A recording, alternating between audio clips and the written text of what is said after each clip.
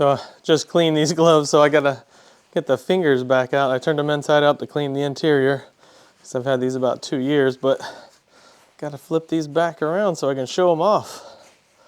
What's going on, y'all? Welcome back. Happy 2024. Hope it's going well for y'all so far. Been away a little bit because of the cold and actually some illnesses. Still kind of getting over. But coming back, I wanted to do like a quick video of winter weather gear to still commute during the cold temperatures. We're down in Dallas, and so now we've seen the teens and getting pretty cold.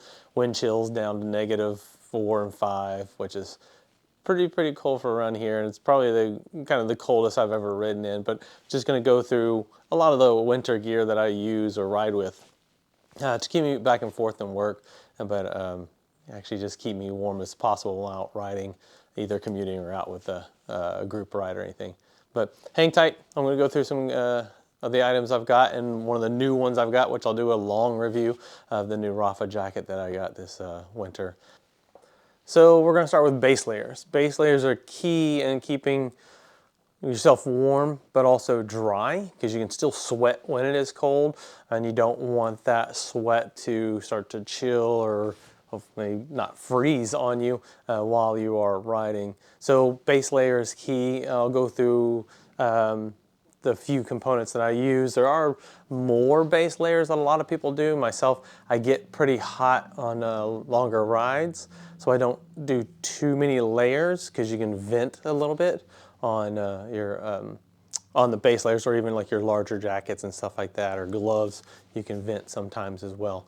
But I'm going to go through base layer of what I wear. Kind of, this is usually when we start getting 40s and below, just to keep myself warm on the 25-minute ride to work, 30-minute to work. So I'll go through those, show you all a few things, and then just see the basics of a base layer.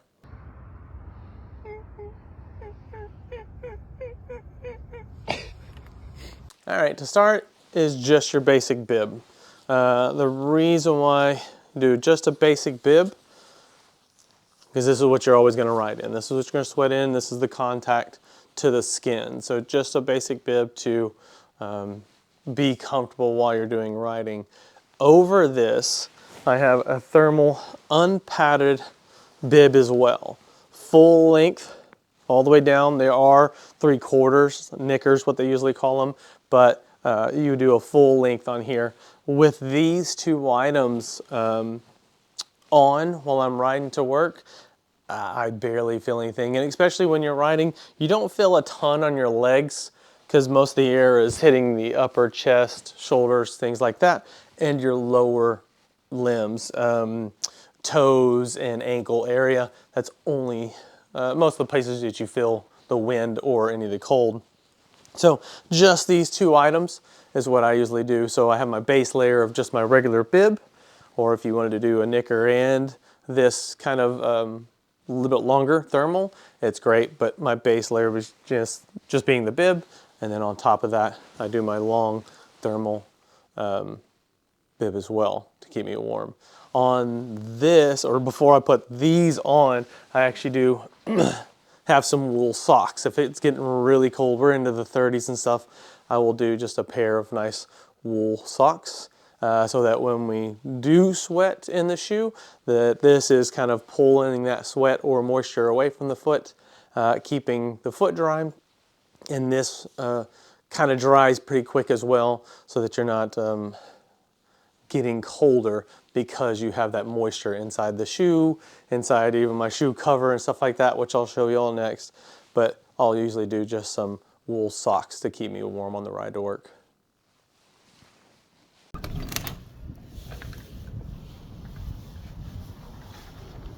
Whoa! Was not expecting this. It snowed really nice, and it is sticking too. So for the top half, I will do, this is just one of our long sleeve jerseys, our circuit jersey, which is a little bit thicker, so it's almost like a fall jersey that you can ride with, but definitely long sleeve is the way to go on these, so you can stay a little bit warmer, because most of the air that you're going to get on you is going to be shoulder or even on your arms. This is where you want to cover the most in this area, is your fillet and on the chest. So this is just the base layer that I do. This I'll start wearing maybe when it's in the 50s and stuff like that. So just a basic jersey for around here. On top of that, when we start getting a little bit colder, when we're into the 30s and 20s, I do have our new Trek thick thermal jersey. And this is really, really thick, so you can feel it's going to protect you against the cold, but also trap in the heat when you do ride when it's a bit colder. This will just be maybe up to the 50s and 40s. I'll wear just a regular jersey. When it starts getting a little colder, I'll wear this and maybe a jacket. But then when we start getting into the teens, I did wear all this and my thermal and a jacket over that, just to make sure that wind doesn't break through and kind of chill me as I'm riding. And then I'll show you the upper layers when you get into jackets, windbreakers and things like that. There is a big difference between jackets on wind protection, rain protection, and cold and stuff like that. But I'll show you the new jacket that I just got this season. All right, so the first jacket that I have is just kind of an extra layer. So if you just want to wear a jersey and then kind of like a little bit windbreaker, is this Pearl Zumi that I've had for a couple of years, just to keep you warm when you're getting down into the 40s and 50s temps. If you go out for longer rides. But I've had this one for several years and it's done really well.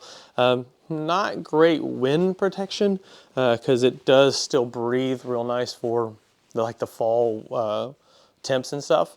But with this one, I would probably wear like a longer jersey, and this would keep me very warm all the way into the 50s and stuff. So when you want to go a little bit colder, when you start riding into the 30s and 20s, this is my new Rafa jacket that I got, which is a beautiful jacket. And I'm going to go into an in-depth review of this in the future because this thing is really, really nice. Fit is perfect on this. This is a large, but this is a wind rain jacket. So it is for temps that are down into the 30s and 20s. To keep you kind of that barrier. It makes it like a really solid barrier so that any of the wind or anything that you're cutting through or rain just sheds off of this, and it protects you from the chill or even just that slight bitter cold when you get into the 10s and 20s. If you've got it layered correctly, you won't feel anything inside this. I sweat kind of on the way home with the layers I do, so you can overdo it sometimes. With this thing, you can do maybe a light jersey or just a light jersey in this.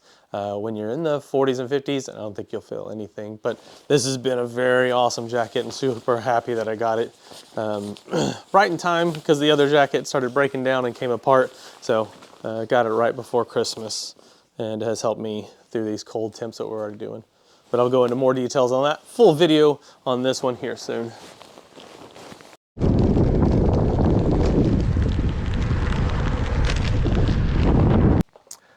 And the biggest part of staying warm is definitely keeping your noggin warm. So when you don't have as much hair like I do, then you got to keep something to keep all the heat in and keep all the cold out.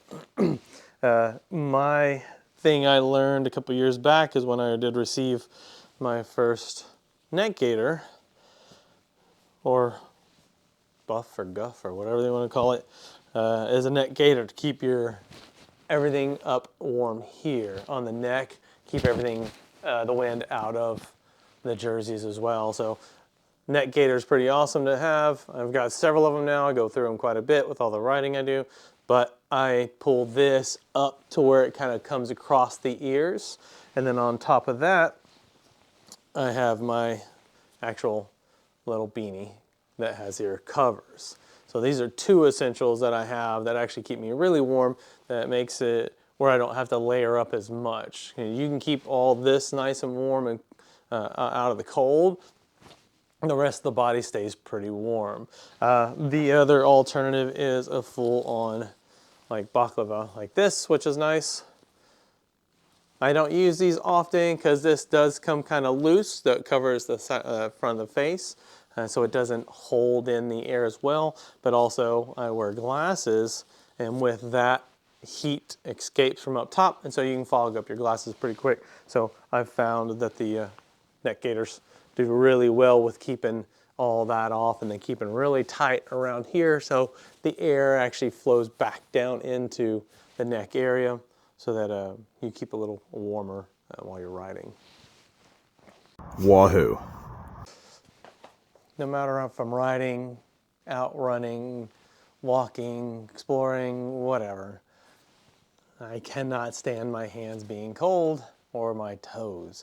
So crucial, since you're riding up front and you're holding onto bars, however, wind is hitting the front of your hands and you freeze pretty instantly for riding around, just commuting or just anywhere, especially when you start dipping in the 30s and 20s.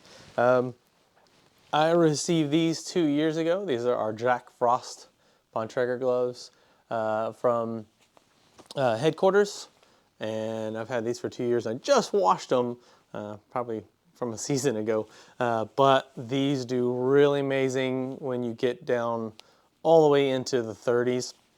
They do have a zipper on the side, so if you want to put heat packets in there, you can definitely go a lot colder if you like, or I even open them up to vent out if I do get a little warm and stuff. But those are the Jack Frost gloves that I use from maybe the 50s down to the 30s, 20s if I really want to just feel a little bit of cold, but if I'm doing short rides. The next pair I got, and then I went into the snowboarding, skiing kind of category to find something that's going to keep me pretty warm down in way into the teens, was these Dakine Gore-Tex gloves. And so they're mitts, so now all your fingers are together. What's nice with these is they do have little liners that go in first, and then you put on these on here. These are great because I can ride maybe into the 40s with these little things. They just keep the wind off the hands enough that you don't run into, you know, freezing the fingers and stuff, but it can get cold pretty quick. But layering these up together, you can get way down in the teens if you ever need to, but it is nice to kind of make sure your hands are warm so that you can function up front with the levers and stuff. These can be difficult, especially now. I'm on the Amonda, haven't ridden it in the cold with these yet, but since it is a mitten, man, you gotta feel exactly where that lever is to feel kind of how to switch gears or even hit the brakes. Can be really hard because they are pretty tight on the hand, and it does make it difficult to kind of pull the lever back and stuff. But that's for when we get down in the teens, 20s, stuff like that. We just used these, the whole setup the other day going to work. We were in 24, 25 degrees. And by the time I got here, like I'm saying, about 29-minute ride or so, I already had kind of some sweat coming down. So everything layered properly, it kept me warm for the ride home or even the ride to work. But doing gloves or a good pair of gloves is key for definitely keeping the hands nice and warm. The other part I don't like is frozen toes. So with that, you got two options. If you're just staying trying to stay pretty warm in the 40s and 50s, toe covers do really good with a great wool sock. Again, a lot of air is not hitting the ankle and kind of calf area, so you stay pretty warm if you've got the right materials on. But I'll use these just to knock the wind off the front of the shoe and stuff.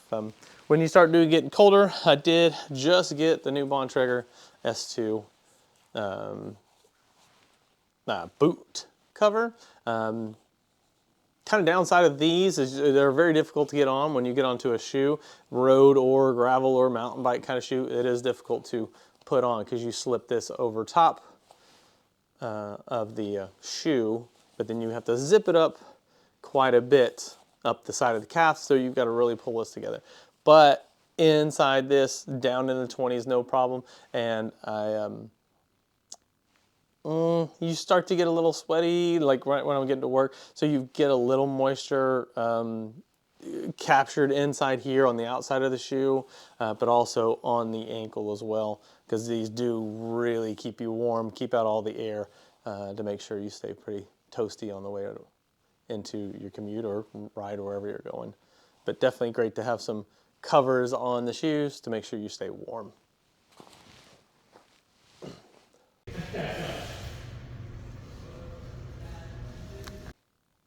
So that's my winter riding gear. Pretty much everything that I have multiples of each thing, except for the thermal bibs. Since they're unpadded, I can just wear bibs and then put those on top, and I don't have to wash them as often or change them out as often. And then the two jackets, that's all I'll have for however low temperature we get. But several pair of thermal jerseys, which I just got the new thermal jerseys, which feels amazing. You could even ride that down into the 40s if you needed to. It's really solid, wind breaking, but also retains the heat, which is kind of nice. Thanks again for watching.